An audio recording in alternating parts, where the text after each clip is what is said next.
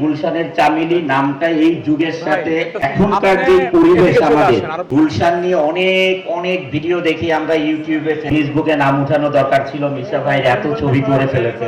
বাংলার ছবির commando hero Amin Khan ভাই, অনেক জনপ্রিয় হিরো আমাদের অমর সানি ভাই, আমাদের প্রিয় অনেক শিল্পী আজকে সামনে এবং অনেক ডিরেক্টর, এবং আমি বলবো আমাদের মানে বাংলার ছবির কমান্ডো হিরো আমিন খান ভাই, তারপরে বাংলাদেশের অনেক জনপ্রিয় হিরো আমাদের অমর সানি ভাই।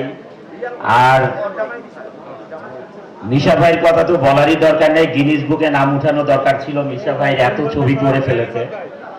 যাই হোক, ইকবাল ভাইয়ের সাথে আমি একটা কাজ করেছি তিলহিম, আপনারা সবাই জানেন।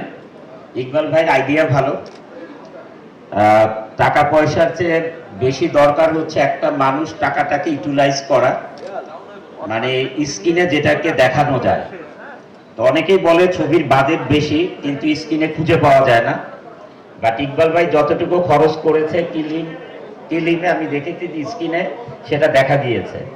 তা আমি জানি গুলশানের চামেলি নামটা এই যুগের সাথে একদম, মানে আমি বলবো এখনকার যে পরিবেশ আমাদের, এই গুলশান নিয়ে অনেক অনেক ভিডিও দেখি আমরা ইউটিউবে ফেসবুকে, সেই মানে এখনকার যুগ অনুযায়ী যে নামটা দিয়েছে, নামের জন্য এই ছবিটা আমি প্রথমেই বলতে চাই মানুষ আগ্রহ নিয়ে এই ছবিটা দেখবে ইকবাল ভাইকে, এবং যে নামটি রেখেছেন যেই মুভির রাইটার ওনাকে আমি কৃতজ্ঞতা জানাই এবং ধন্যবাদ জানাচ্ছি।